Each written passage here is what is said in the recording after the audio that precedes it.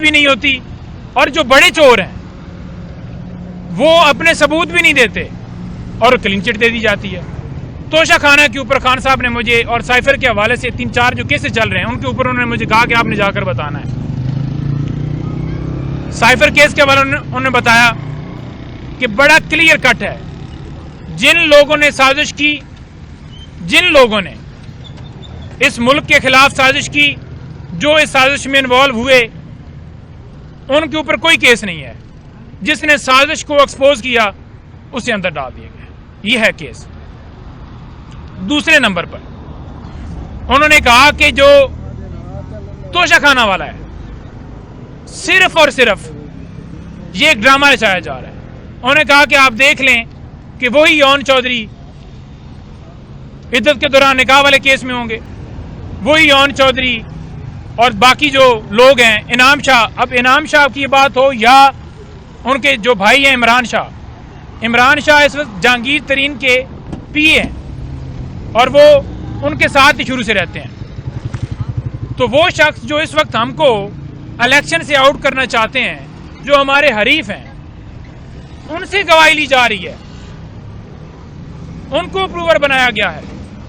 تو آپ اس سے اندازہ لگا لیں کہ یہ کس طرح سے ایک پلان کے تحت یہ سارا کام کیا جا رہا ہے۔ وہ لوگ جو ہمارے مخالف ہیں، وہ لوگ وہی ہمارے یہاں پر آ کر گواہ بنے۔ تو اس گواہی کی کیا ویلیو ہے؟ گواہی تو وہ ہوتی ہے کوئی ایسا بندہ جو نیوٹرل ہو۔ آپ کا دشمن آپ کے خلاف گواہی دے گا نا، آپ کا دوست تو نہیں ہے وہ۔ تو انہوں نے یہ بھی کہا کہ یہ جو گاڑیاں شریف صاحبان نے اور دوسرا وہ زرداری انہوں نے لی ہیں اور جو ان کے کیسز ہیں اس کے اوپر کیا اپڈیٹ ہے؟ انہوں نے کہا جی جو ہمارا ریکارڈ تھا، جو ہمارے اوپر کیسز تھے، ہم نے تمام جو ہے ہم نے بات ایڈمٹ کی کہ جناب آپ گفٹ کی بات کر رہے ہیں، تو جو پروسیس تھا اسے اڈاپٹ کیا گیا، بلکہ 4 گنا زیادہ قیمت کے اوپر وہ ادا کی گئی،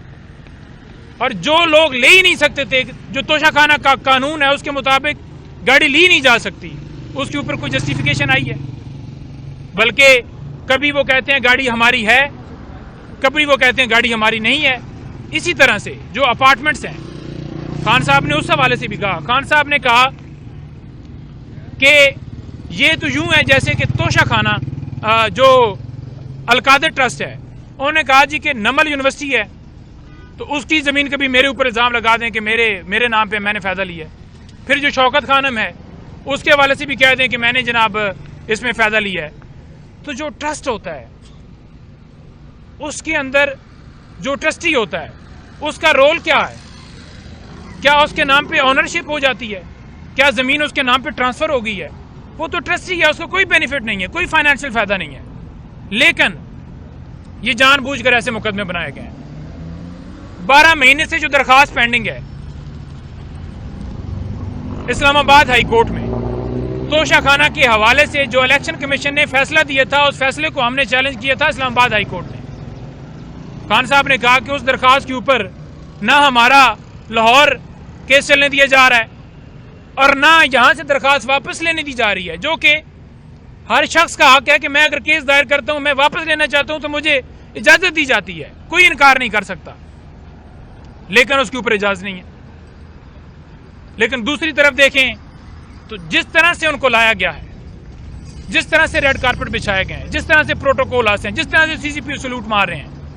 اور جس طرح سے ان کے کیسز بری کر کے ان کو کلین چٹیں دی جا رہی ہے، خان صاحب نے بڑا واضح کہا کہ یہ جو ہے اس نے اپنی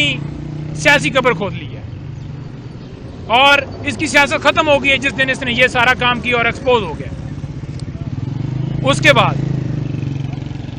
جو باقی دیگر کیسز ہیں ان کے حوالے سے بھی خان صاحب نے کہا کہ 9 مئی کے اوپر بھی لازمی بتائیں۔ انہوں نے کہا کہ اسلام آباد ہائی کورٹ کی CCTV کیمرے جو ہیں، وہ ویڈیو جو تھیں، کیوں نہیں وہ ظاہر کی جا رہی،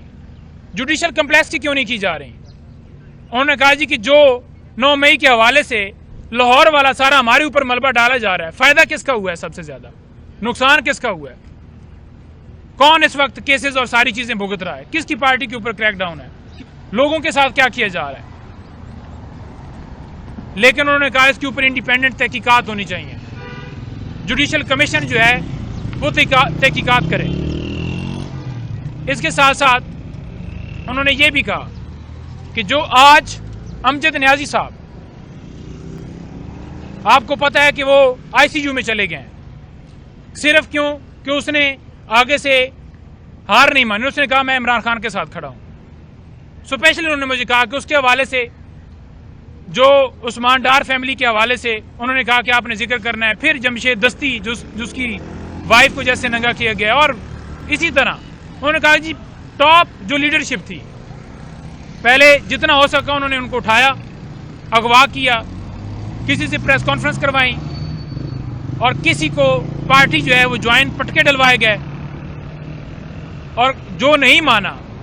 اس کے ساتھ آپ نے دیکھا کہ عمران ریاض کے ساتھ کیا ہوا، اور باقی آپ سارے دیکھ رہے ہیں کہ جو آج وہاں پر جس حالت میں وہ ہیں، جس طرح اعظم سوادی صاحب کے ساتھ کیا گیا، ایک ایک شخص کا خان صاحب نے ذکر کیا ہے، کیونکہ وہاں پر میں ایک ایک چیز آپ کے سامنے، ایک ایک بندے کا نام لینا ذرا مشکل ہو جاتا ہے، ان شارٹ میں کروں تو خان صاحب نے یہی کہا کہ صرف اور صرف جو میرے ساتھ کھڑا ہوگا اس کے حوالے سے انہوں نے یہ کیا ہے، لیکن انہوں نے کہا ہے کہ حقیقی آزادی کے لیے قربانی دینی پڑتی ہے۔ کسی صورت جو خبریں چلا رہے ہیں کہ ڈیل عمران خان کرے گا یا عمران خان کے کوئی آنسو آ گئے، اگر اس نے ڈیل کرنی ہوتی تو وہ اس وقت کر لیتا جب اس کی حکومت گرائی گئی، ڈیل کرنی ہوتی تو اس وقت کر لیتا جب اس کے اوپر یہ کہا جا رہا تھا کہ آپ کے اوپر حملہ کیا جائے گا، اور حملہ ہوا۔ حملے کے حوالے سے بھی انہوں نے کہا کہ دیکھیں جو حملہ ہوا ہے، یہ جو سارا ہمارے اوپر کر رہے ہیں، یہ جو حملہ وہاں پر وزیر آباد میں ہوا، کیا اس کے اوپر کوئی میری طرف سے سٹیٹمنٹ آئی کہ کسی کو آگ لگا دو، جلا دو، یا کوئی کسی کارکن نے کسی بلڈنگ کے اوپر جلاؤ گھراؤ کیا ہو، توڑ پھوڑ کی ہو؟ کسی نے کیا ہے؟ سب سے بڑا واقعہ تو وہ تھا نا کہ میری جان کے اوپر حملہ ہوا تھا۔ تو یہ صرف اور صرف میرے اوپر، پارٹی کے اوپر یہ سارا کیا جا رہا ہے۔ 8 فروری کے حوالے سے انہوں نے کہا ہے کہ ہمارے جتنے کارکن، پورا پاکستان، یوتھ، ILF، جتنے لوگ ہیں، انہوں نے کہا کہ آپ متحد ہوں، ڈٹے رہیں، اور یہ جو مرضی کر لیں، عبرتناک شکست ہوگی ان کی، ضمانتیں ضبط ہوں گی ان کی، اور 8 فروری انشاءاللہ تعالی ہر طرف عمران خان ہو جائے گی۔ اور آخر میں یہ کہوں گا کہ ٹکٹس کے حوالے سے، کیونکہ میں پالیسی سٹیٹمنٹ نہیں دینا چاہتا، لیکن اس کیس کے حوالے سے یہ ضرور کہنا چاہوں گا کہ پہلے الیکشن کمیشن نے اسلام آباد ہائی کورٹ کا، پشاور ہائی کورٹ کا جو فیصلہ آیا تھا اس کو امپلیمنٹ نہیں کیا، انٹرا کورٹ اپیل میں چلے گئے، اب دوبارہ آیا ہے، ہم نے ٹکٹ جاری کرنے ہیں، ان کو کمپینوں کی اجازت ہے، جلسے کر رہے ہیں، جلوس کر رہے ہیں، باقی جتنی پارٹیاں ہیں، لیکن ہمارے نشان کے اوپر الیکشن کمیشن پارٹی بنا ہوا ہے۔ اور باقی آپ نگران حکومت کا بھی حال دیکھ لیں کہ عمران خان کے ایک کالم کے اوپر وہ جس طرح سے کامنٹ کر رہے ہیں کہ وہ سزا یافتہ ہیں، وہ جیل کے اندر ہیں۔ پہلی تو بات یہ ہے کہ ان کی سزا سسپینڈ ہو گئی ہے، اور کیا جیل سے جتنے یہ صاحبان باتیں کر رہے ہیں، اپنی پارٹیوں کا ذرا ریکارڈ چیک کریں، اندر سے کتابیں، آرٹیکل اور ساری چیزیں نہیں لکھی گئیں۔ کیا کسی قانون کے اندر قطعاً ہے کہ کوئی بندہ اگر قید ہوگا تو وہ لکھ نہیں سکتا، پڑھ نہیں سکتا، پہنے کی اس کی اجازت نہیں ہوگی؟ عمران خان کی تصویر سے خوف سے لے کر، بلے کے خوف سے لے کر اس کے کھمبے سے بھی یہ ڈر چکے ہیں۔ Thank you.